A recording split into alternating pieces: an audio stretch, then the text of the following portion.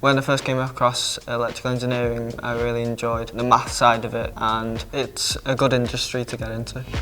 I'm Ellis. I'm currently studying electrical engineering at Edge Hill University.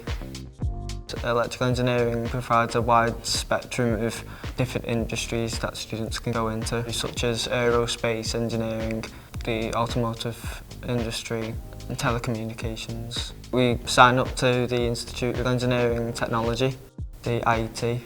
If two people go for a job, one person's part of the IET, the person with the IET will get the job. Throughout the course we were trained within the electrical engineering principles. Through access to the labs you were provided with space to develop key skills. In the engineering laboratory you can have access to the equipment such as the oscilloscope, DC power supply, the multimeter.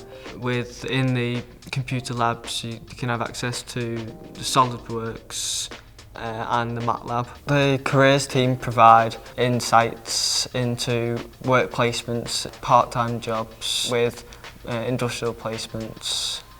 My favourite place on campus is the various cafes.